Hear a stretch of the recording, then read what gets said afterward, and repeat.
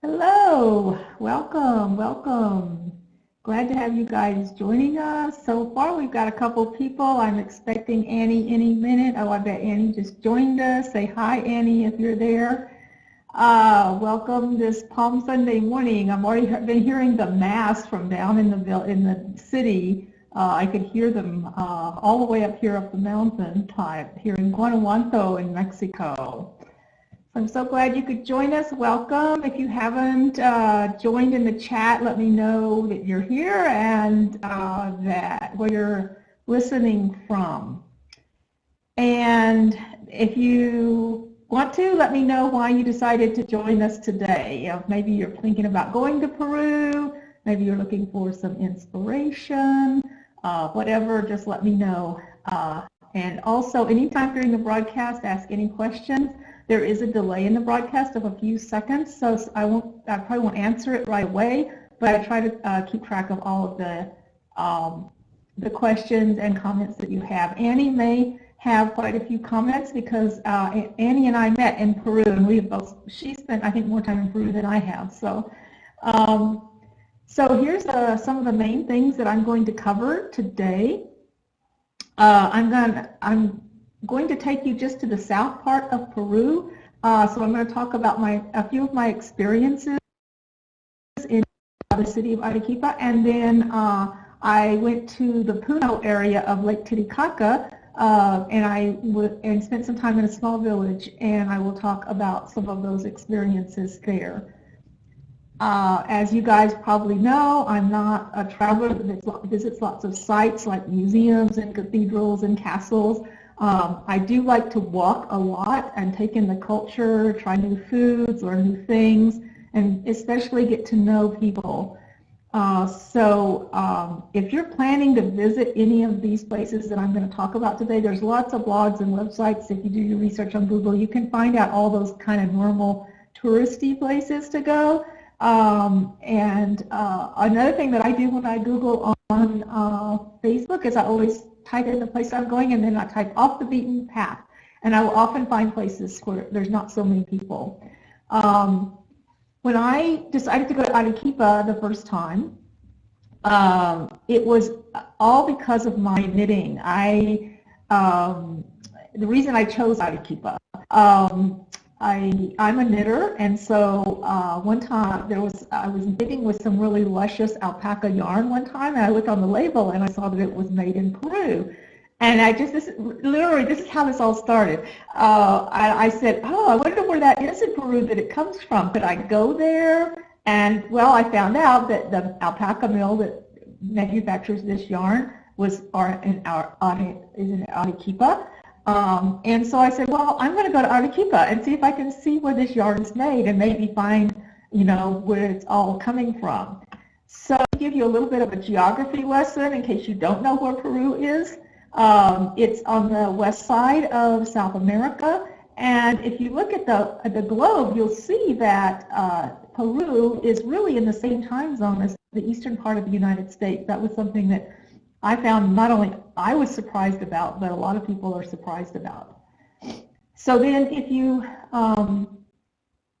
look at the size of Peru, you can see why you don't want to go try to see all of Peru in like 2 weeks. It's a huge country.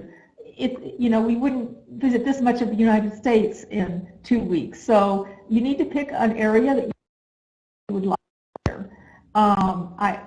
And Arequipa, if we look at the map, Arequipa is a town in the south of Peru, and you can see that where we're going to talk about today is Arequipa and the Lake Titicaca region, which is right down in here.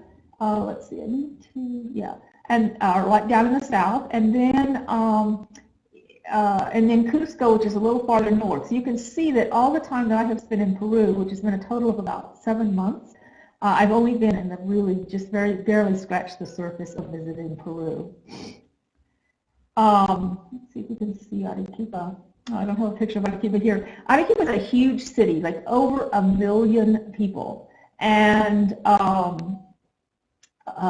which means, and there's a lot of poverty in Arequipa, and so that means that there's usually a lot of street crime. mostly just theft, small amounts of theft. I lost about $7 one time US because I wasn't paying attention in a very, very, very crowded bus. But I was lucky. But you'll see that people say, oh, it's a dangerous place to go, but Annie's been there for spent a lot of time there, and she and I have never really felt unsafe walking the streets, even in the evenings. So I would recommend it as a place to visit. However, having said all of that, the first time I arrived in Peru, I landed at Lima at midnight, and I was scared to death. And then I had to figure out how to get on a bus. I already had reservations, but I had to take a taxi from the bus, from the airport to the bus station. And by the time I got on the bus, I had not slept for 30 hours because I just stayed in the airport overnight because I was afraid to go anywhere in Lima. This was my first time traveling as an older woman, and it was really interesting how nervous I was about it. I since then have learned that it's a little wise to get a place to stay overnight in the city that you land in, especially if you land late in the evening. So then I got a first-class ticket on a bus, a very nice bus, a company called Cruz del Sur, and I had a big seat to myself, and I mostly just slept the 16-hour bus ride to Arequipa and arrived early the next morning. And I had a seat to myself, and it was really quite spacious. Let's see, let's go back to a PowerPoint here. This was the house that I stayed in. I was actually most of the time I stayed in the upper story of the house. Annie has stayed there. This is where Annie and I met. And my hosts were Manuel and Adela, the couple on the left. And this is Annie. I got a great picture of all three of them. Annie and I met the second time that I went to Peru and spent a lot of time together there. To tell you how great of a host Annie's a good host too, but talking about Adela and Manuel, Manuel came and met me at the bus station to make sure that I got to their house without any problems, and when I got there, breakfast was waiting for me. And that was just the tip of the iceberg regarding my host's hospitality. This is a view from the porch of the guest house. This is Misty Volcano. There's 3 volcanoes around Arequipa, and every once in a while you'll feel a bit of a little tremor from earthquakes, but I never saw any activity really from the volcanoes that much. And another thing that my host did when the day that I arrived, is they accompanied me walking over to the Plaza de Armas, which is about 20 minutes away, so that I would feel comfortable walking in their city and know how to get to there and get back to the house. However, despite all of that, on my second day there, I found myself afraid to leave the guest house. And you can read about that experience in my blog post called "A Ship in the Harbor is Safe." I put all the notes for the blogs in the notes to this broadcast, so you can look them up later. So everything that I mentioned, I'll have notes in the video on YouTube. But suffice it to say that I did finally gird myself up and I learned how to explore on my own. And this was the beginnings of me learning how to make plans while traveling and becoming a confident, independent traveler. So I'm going to talk about a few of the places that for me that I enjoyed in Arequipa. I can't mention everything because I've spent total, in Arequipa alone, I've spent a total of almost 4 months in the various times that I've been there.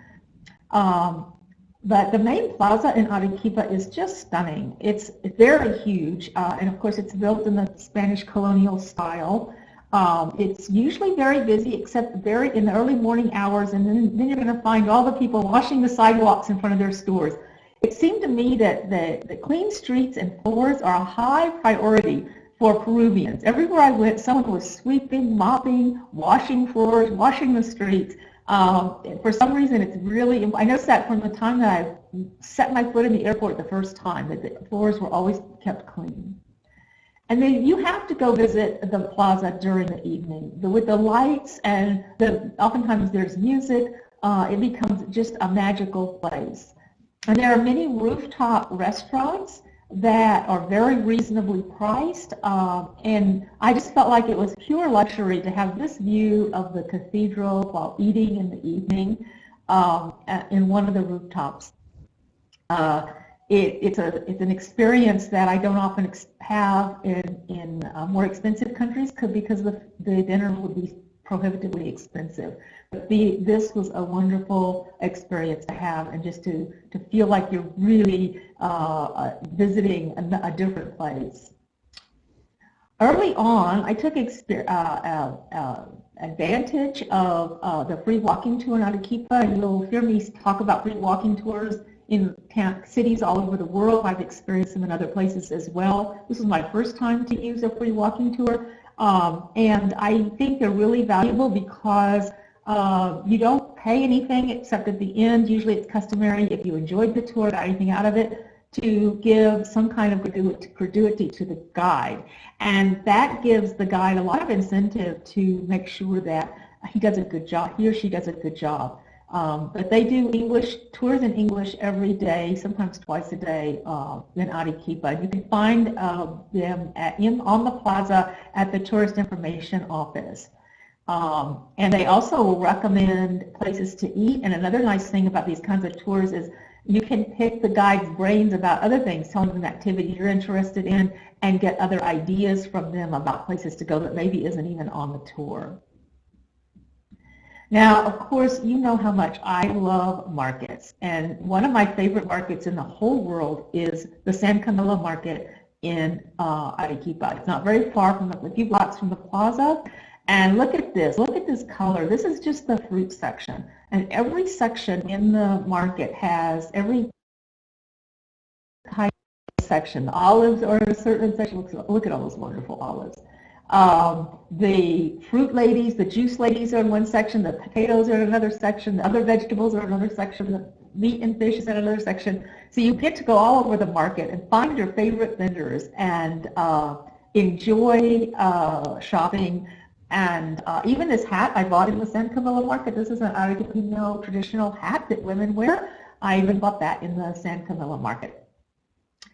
So I'm going to talk to you a little bit about the juice ladies. The juice, if you can see here, this says the juice section of the market. And in the San Camilo market, there are probably 40, I think, about 40 stalls of mostly women selling juice. And when you go there, they'll have their menus on the front of the stall, and look at all those different kinds of juices. There's even a juice there, a ponche de cerveza, that is a juice, a mixture of beer, honey, I think milk. I haven't had the courage to try it. I don't know, Annie, have you tried it? Let me know. I haven't ever tried that one, but I've spent a lot of time at these juice stalls, and look at these ladies with all of their beautiful displays of fruit.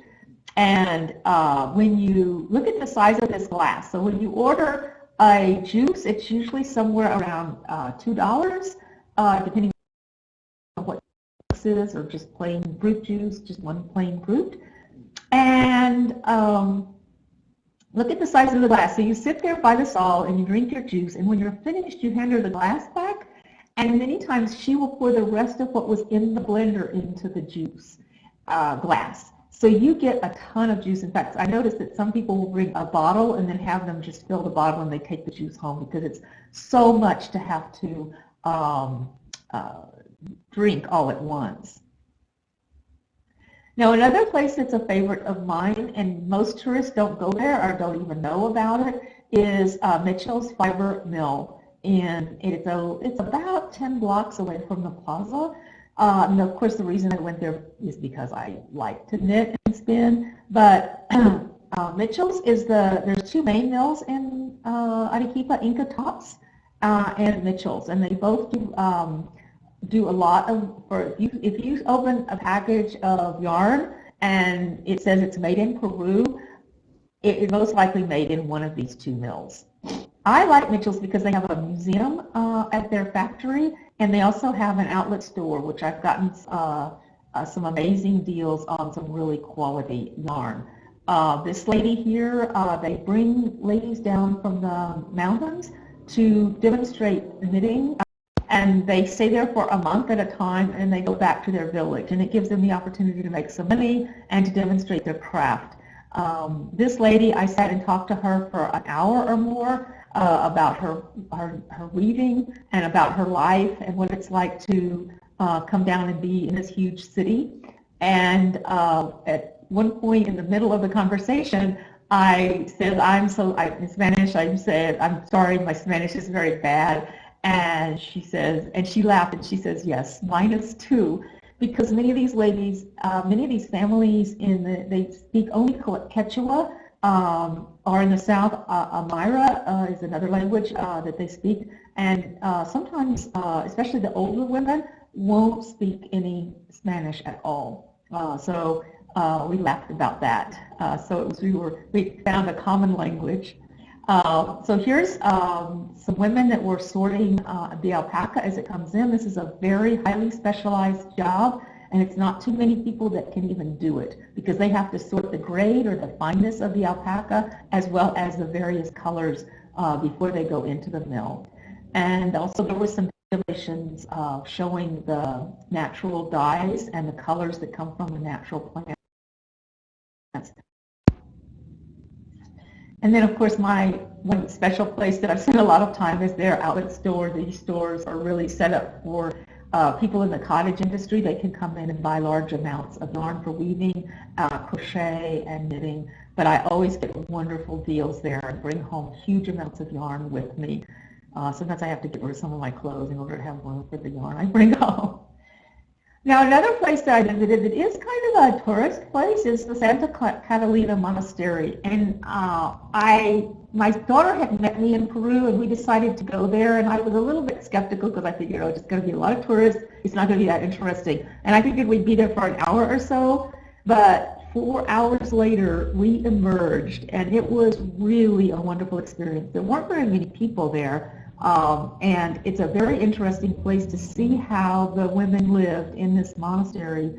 And yes, it's called a monastery, not a convent, which is a little confusing to me. But it was founded in 1580 by a wealthy widow, and this monastery really only accepted women from the upper class Spanish families, and they had to pay a dowry in order to go there. So it was either the daughters of the family, or sometimes if a woman was a widow, a wealthy widow, she would go and live there. And the thing that's interesting is that they brought their servants with them in many of their household goods, and sometimes they had living quarters that were several rooms in size. So it was not what you would expect when you go to visit the monastery, what you would think would be a cloistered convent style. But it's a beautiful, cool and comfortable and colorful place, and very quiet place to walk. And you get an idea of what life was like there during its height. And when you go, you can hire a guide inside the monastery to take you around, or you can go on your own. We went on our own, and we just took this map, and I think we went into every room that was available for you to go into. That's why we were there for 4 hours. So that's another place, and it's not very far from the main plaza either. So I'm going to talk about a few experiences that I had in Arequipa. So I happened to be there in February, and in February February the 2nd is the celebration of Candelaria, which is the same as in some of the countries. It's called Candlemas. And it's traditionally the day that the baby Jesus was presented at the temple in Jerusalem after his birth. And I was planning to go up to the town of Puno to experience Candelaria in a big way, because they celebrate Candelaria in Puno for 2 whole weeks. But in Arequipa, it's only celebrated for the 1 day, and it happened that my host, Adela, knew that I was planning to go later to Candelaria in Puno, so when she found out there was going to be a parade in Arequipa, for Candelaria, she told me, you might want to go down to the church where it's going to take place. So I grabbed my camera and some water, and I ran down and went to the church. I had to wait until the Mass was over. But while I was waiting, there were lots of people gathering because that's where the parade was going to start. So there were tons and tons of people there, and there were lots of people in costume. And as I approached the church, the dancers were there, the bands were there, they were all congregated, they were getting out of taxis in their exotic costumes, and all these beautiful, colorful fabrics just surrounded me. And there were two women there who were waiting to dance, and in the parade, I knew it, they had dressed me up in their costumes and taken photos of me. And I was really embarrassed when this happened, but you know, of course, it's one of my favorite pictures of all of my journeys because it was just such a fun experience for me. Once the procession began, there were firecrackers and bands playing. The Virgin was being carried out on a litter that was by about 20 women, which I thought was interesting that the women were carrying the litters. Usually the men carry the litters. And here's I think I have a video of listen for the firecrackers going off here.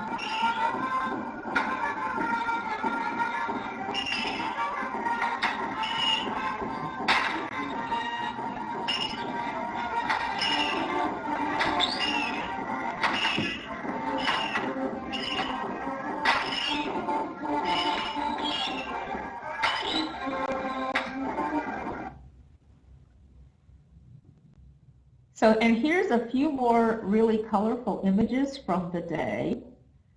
You can see these costumes are so elaborate. I think they work on these costumes like all year long.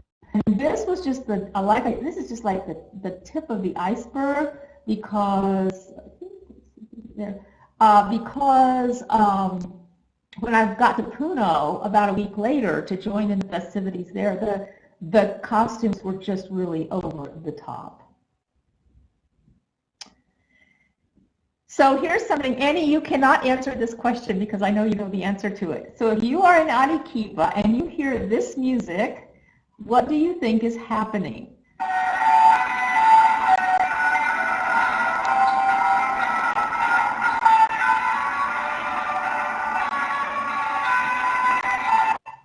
Now this would be if you're just in any street in Arequipa. So I'll let you think about it a minute, and maybe even in other countries where this is the case. And I will tell you that the music changes from time to time. But this is means that the garbage truck is coming.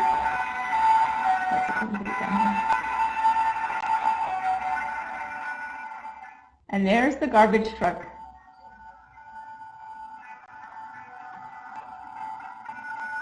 And the music is very loud. You can hear it while they're blocks away. And the reason they do this is because I believe there's no really set schedule for the truck to come around. So it gives people plenty of time to bring their garbage out. Sometimes in the States, I've wished I had that reminder, oh my gosh, the garbage truck is coming. But also, you can't leave garbage in the streets in Peru, or the dogs are just going to make a big fat mess of it. So the truck gives you warning that they're coming. The tune does change from time to time, but it is very loud. And for some of the time that I was in Arequipa the first time, the tune was from the Disneyland, It's a Small World After All. And I heard that song so many times, several times a day, and I want to tell you that after I left Peru, I don't think I. Now let me talk a little bit more about the streets of Peru. In most streets, in many Peruvian towns, and I found this in other places in the world as well, the different kinds of merchants kind of congregate in the same place. For example, on this street, look, there's all these different vendors, and they're all selling restaurant supply equipment. If you look across the street from the San Camilo market, there's a whole bunch of vendors that just sell wedding gear, wedding dresses, tuxedos, all kinds of things for weddings. And then there was this street of the peluquerias, which are the salons and the barber shops, all one right after the other. Near where Annie and I lived, it was a street full of glass brokers, like window glass and windows. In fact, there were several blocks, I think, of glass brokers down there. And even, look at this, these 3 shops right in a row on this street, I called it the Calle de Pantanos because they were all selling bananas. The only thing you could buy in those places were bananas. And then also near my guest house was a street of men who only repaired shoes. And they had little tiny rooms. Each of the shops was just a little tiny room that opened onto the street. And the way that I decided, I had some sandals that really, really needed fixing. Annie has more to say about my sandals, I'm sure, but they really needed fixing. And so I did what I usually do. I walked down that street until I found what I was looking for. The most welcoming person that I passed, the repairman that I passed, was Charlie. And as a result, I brought him my sandals, and here's what happened. Here's what my sandals look like. The bottoms of the soles were a mess, but I love these sandals. I'd worn them for years, and I thought, great, I can put some more life into these sandals. And so here's what happened.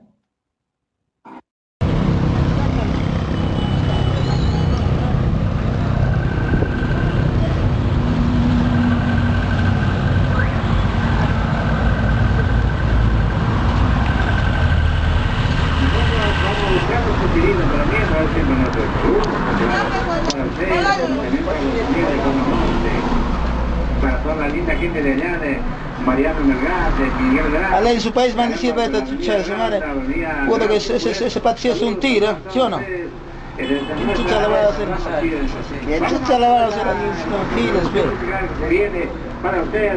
Vuole stare filmando, sì o no? Sta filmando, sta sacando foto. Quando lo va a mettere la pinga por el chico, claro. Oye, no sabe que acá lo que están filmando está hablando español y allá van a leer y puta, así te decía, puta, le vamos a caer, le traducen allá, puta que no creo que hablamos.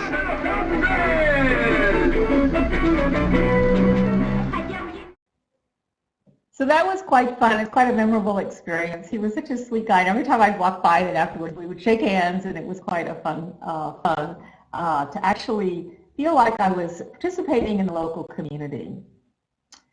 And so the next thing we're going to do is go to Chiquito and Lake Titicaca. I kind of did a scouting trip the first time I went up to Puno area. Puno is on Lake Titicaca, and Chiquito is a town south of there. And it's interesting that I went to Puno about 3.5 weeks after the day that I had been afraid to leave my guest house. This was my first independently planned excursion of all of my travels. And I figured out exactly where I wanted to go, why I wanted to go there, what I was planning to experience, figuring out the buses I needed to take, my accommodations, and what all I needed to take. And there first time and try to scout out if that was where I wanted to go back and stay longer, like for a month later on that spring. And so I was really pleased with myself that I had done so well on my first excursion out. I needed to leave Arequipa because I wasn't finding as many women who were actually working with the alpaca fiber. And so I knew that I needed to get up into the mountains. And I wanted to get into a much smaller area, more rural, off the beaten path. And so that's when I found out that the Festival of Candelaria was going to be happening in a few weeks. And so I thought, well, I'm going to check out what that's going to be like. I heard that it was an event that rivals like almost as colorful and the pageantry of Carnival in Rio. So I thought, well, that would be really a fun thing to do. And then, of course, in my research, I learned, where can I find these women who are working with the fiber? And I discovered that in Chiquito, Peru, the women are famous for making these little finger puppets. I'm not sure you can see this. Let me change this to so you can see these pictures. The women really make a lot of these puppets, and I'm going to talk more about that in a few minutes. So I decided that's where I would go. And let me talk about where I went then. So here's our map of Peru. And if we zoom in a little bit, we can see down here at the bottom is Arequipa. And then it's about a 5-hour bus ride to Puno, right on the shores of Lake Titicaca. Puno, so Arequipa is at about meters or 7,500 feet.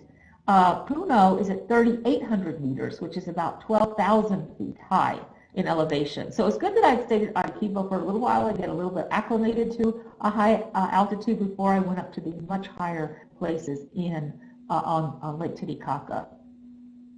So as it turned out, I ended up in Puno, in the middle of the biggest parade of the whole 2-week festival. I didn't realize the day I was arriving was like the biggest festival day. And the bus couldn't even make it to the bus station. It just dumped us out on some random street. And this was before I had learned how to use Google Maps and that little blue dot, you know, that you can tell where you're at. So I wandered around these massive, massive crowds for about an hour until I found my hostel, which turned out it was only about 2 blocks from where the bus had let me out at. It was interesting that despite the fact that a few weeks before I was afraid to leave my guest house, the whole time I was wandering around in these crowds, I realized that I was not afraid. I was walking around and I was not afraid. So I stayed in Puno for a few days and enjoyed the festivities. There was one parade that was really, really wonderful. There were a lot of children in this parade, people of all ages. There was wonderful music. I really, really enjoyed these few days. There were a lot of band concerts. There were dance contests going on. Something was going on every day of the whole 2-week period. It was quite stupendous. And there's going to be a video at the end of this broadcast so that you can see more of the parade, of this parade here that I experienced. So after a few days in Chiquito, I decided to move down to, a few days in Puno, I decided to move down to the village of Chiquito. So Chiquito is about 30 minutes past south of Puno, and you take a colectivo. It's similar to what they call combis in other parts of the world, and it's very cheap. And you just take that colectivo down to Chiquito. And Chiquito is about another 700 feet higher, so I was continuing to climb. Every time I tried to do any kind of exercise or walking, I was out of breath completely. The nice thing about Chiquito is rural. It's only about 8,000 people in the village. And I had done a really great job of researching where to stay. I ended up at a nice little guest house that had only about 6 rooms in it called Posada Santa Barbara. Here's a few photos this is my room. Look at those stone walls. This was all handcrafted building made by the father of the people that own the house, that run the guest house. He built it as a guest house completely out of local stone and has some beautiful artwork. Sink that I used every day, and my view of Lake Titicaca out of my window, this beautiful artwork on the bedspreads. It was really a lovely place to stay in Chiquito. I was there. I ended up being there a total of about 3 or 4 weeks because I left and went back to Arequipa, stayed a few days, and then came back and just had moved to Chiquito for a while. In Chiquito, one of the things that's interesting to see are the arches. It's very well known not only for finger puppets, but for its arches. And one day I just walked around specifically taking pictures of different kinds of arches. Arches in the plants, arches in the architecture, arches just in the miradores or the viewpoints. There were beautiful arches, and in the buildings. Everywhere I looked, there were arches. There was even in this bench. This bench here had arches. It's arches in rock art in the bench. So everywhere you saw these beautiful arches. And this was at the top of a hill, this completely dry stone, no mortar arches. Look at these keystones at the top of them arches. This is beautiful, beautiful view of Lake Titicaca down at the below. So I finally found my knitting ladies here in Chiquito. In the plaza every Sunday, they are sitting and knitting, and they knit little tiny toys as well as finger puppets, and they sell them there in the plaza. And I walked by and I pulled out my hand spindle, and that's how I got in with the knitting ladies, because they were so interested that I knew how to spin yarn by hand. My Spanish really got a workout. When you go to these off the beaten places, off the beaten path places, you'll find that fewer and fewer people are going to speak English. But I usually have been able to make my meaning known, even when I'm in countries that are not English or Spanish speaking. I had 3 hand spindles with me at one point, and one day I had taken them all down there to the square and was talking to the women about the different spindles. And some of them were quite different, some that I had brought from home that they had never seen that kind of spindle before. And so each one of them grabbed the spindle and they started spinning with my spindles, and I didn't have any spindles to spin with myself, and I laughed. And I decided to tackle trying to tell a story in Spanish. Now, I had to take a deep breath. I wasn't sure if they would understand. And it was the story of Tom Sawyer painting the fence. And remember, Tom Sawyer got all of his friends to paint the fence. And when I got to the end of the story and I kind of got to the punchline, and I said, and Tom, all of Tom Sawyer's friends were painting the fence, and I just gestured toward them and I said, look, you're doing my spinning for me. And they laughed. They got it, and I was really excited and amazed at myself that I've been able to convey that story in Spanish. So I still was not finding raw alpaca fiber here in Chiquito. So I asked the ladies, where do I find alpaca fiber? And they said, oh, you have to go down to Acora, which was another probably 45 minutes or an hour on the Colectivo. And on Sunday, they said that on the Sunday market, they have the alpaca ladies come down from the hills and they sell their alpaca. So the next Sunday, I boarded a Colectivo taking me there.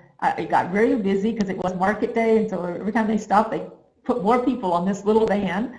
And I got there early enough to watch the vendors set up their booths.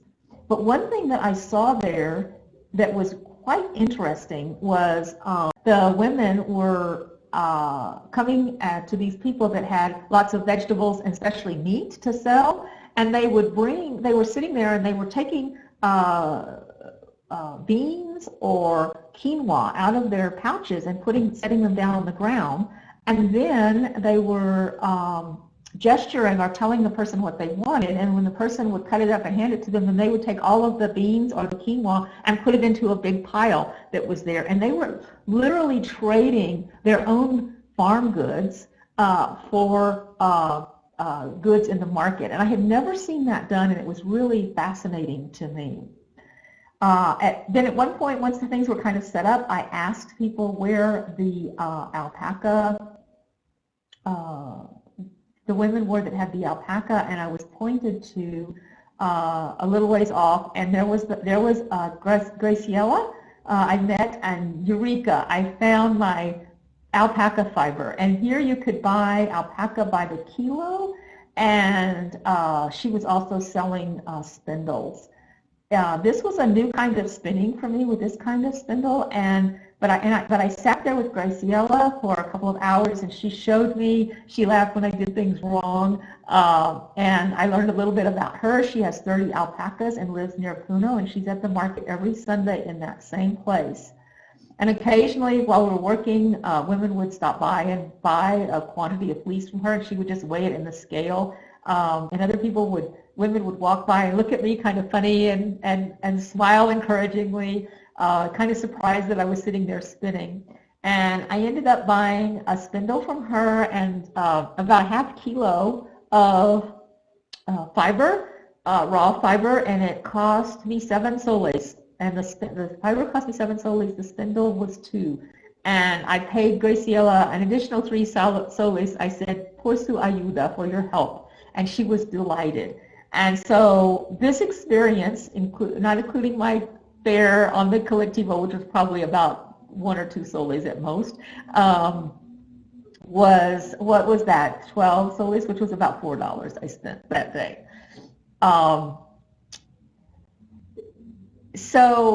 Remember how I talked about, I found out about Chiquito because it was famous for its women who make finger puppets. And here I found a lady who makes finger puppets. This is Delfina, and she had a little store right around the corner from where I live. And this is the advantage of staying in one place for a while. You get to know the people, and you get to spend time just hanging out with them.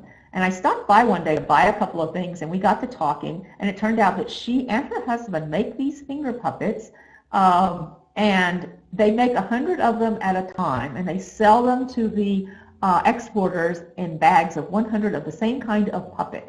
So they will make, like here, there's this little grandmother. They would make 100 little grandmothers, 100 little grandfathers, and 100 of this little dog with a puppy on its back. They would make 100 of those and put them in a bag, and they would sell those in full bags. And I thought, boy, that probably gets really boring doing the same puppet over and over. And you can see here that the puppets, this is a Pinocchio puppet. They make a lot of different fairy tale characters. There's no faces on them. Delfina knits the puppets, and her husband, he sews all the faces and the details on them. So these are waiting for the nose and the faces putting on them. And when I had been in the Acora market, I saw women selling their bags of puppets to dealers there. Those bags would be exported to American and European distributors, and they'd end up in gift shops and online stores all over the place. One day I was in Delfina's store, and some of her friends showed up. The chairs were pulled up, the knitting needles were flying, a bottle of cerveza was passed around, and I was really enjoying myself knitting with these ladies. And it was quite fun because their knitting is so tiny, and my knitting in comparison is quite coarse. So it was quite fun to be with them. So I could spend quite a bit of time talking about my stay in Chiquito, but we're going to run out of time. So I'm going to give you a few other short highlights. I spent some days hiking and walking there, even though the altitude made it quite a challenge. The one reason I didn't go back to Chiquito again, and it's the only reason, is because every day when I woke up, I never knew if I was going to be really, really tired that day or have energy. There were many days I just felt like I had bricks on my back from the altitude. And you need to be very careful when you go to an altitude, especially if you're coming from sea level up to this high. Be very careful and monitor your health, because it can become very dangerous quickly. My daughter had the experience of altitude sickness in Chiquito, and we had to leave immediately in order to, so that she would not get really ill.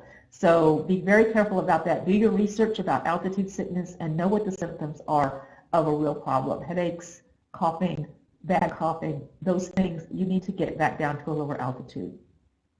But I did spend some days walking and hiking, and I learned to chew cocoa leaves, and there's another blog post I will put on the notes with information about cocoa leaves and how they help with alleviate the problems of altitude. Lake Titicaca also tends to create its own weather, and many evenings there would be these fierce lightning storms and thunder over the lake, and I was able to get some great shots of lightning from my bedroom window. It was magnificent. Another highlight of my stay there. Also, it seems like in these small villages, every week there's a carnival of some kind in one of the villages. This is one that was actually in Chiquito in the plaza, and the villagers spend in this carnival, they spend the whole afternoon dancing around the plaza, and then one group would dance, and then they would sit down and rest and sit together and pass around bottles of cerveza. I happened to get in one, I was just sitting there minding my own business, and they all gathered around me, and they started passing the bottle to me as well. It was quite fun. But this again was another very colorful, these are colorful people dancing around the plaza. There's my friend Delfina in her full costume, just dancing her heart out on that same day. As I said, I have more blog posts about some of these experiences, and I'll probably have them available probably by tomorrow sometime, so that you can read if you want more details about where I went and some of the experiences I had in Peru. I'll have them up on the notes of this YouTube video. Before we finish, I want to tell you about, if you're thinking about going to this part of Peru, I want to tell you about a company called Peru Hop. From this company, you can buy tickets that is good for, actually, my understanding from the website, it's good for a whole year. And it will transport you to the main cities of southern Peru. And oftentimes they will drop you off either at your lodgings or very close to your lodgings. In fact, I think one time there were some people staying at Manuel and Adela's house, and they came actually to the house and picked up the people that were on being transported by Peru Hop. And they have guides on the buses so they can answer questions about the place that you're going to go. I have not used Peru Hop myself, but I've talked to a lot of people who have, and they really like the service. And if I go back to Peru, I would like to go visit these towns of Paracas and Nazca, which is on the way to Arequipa, and I would probably use Peru Hop in order to have that advantage of a very comfortable service, or as comfortable as buses can be in Peru, and have that service to stop off in these towns. And you'll see here that this service, their service will take you from Arequipa to Puno, and from Puno, which is probably an overnight trip on the bus, to Cusco. So that brings me to my next broadcast, and I'm going to be talking about how my stay in, even though I was in the Sacred Valley, which is one of the most visited tourist areas in Peru, I lived in the town of Cauca, and I pretty much managed to stay away from the tourists in this really heavily visited part of Peru.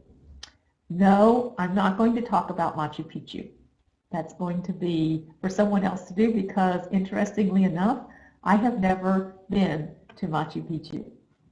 So anyway, thank you so much for joining me. I'm glad that you came. Please let me know if you have other topics you would like for me to talk about in the future. If you look on my website, which is right here, you can see all the places I have been. And if you see anything that you would like to know more about, let me know, and I'll be glad to put together a broadcast about that aspect of my travels.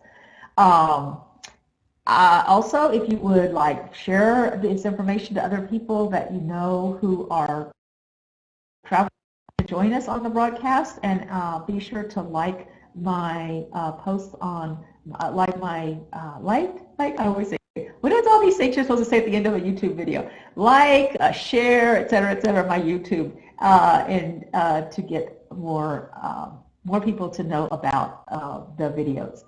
I'm going to leave you with a video. It's longer. I usually leave you with a video, and this one is longer than the one that I usually leave you. I made it back in 2014, right after I had experienced the Festival of Candelaria in Puno. So it's a little bit longer than most of them, but you will see it's very, very colorful. Lots of incredible costumes. So I will say bye for now. Oh, Annie says, I want to add one thing. Annie wrote here, she said she loved Paracas. She has been to Paracas. So you've got a good recommendation from Annie about Paracas. So I'll say goodbye for now. Join me in a couple of weeks. Keep me posted what you want to hear. Love to all of you. Bye.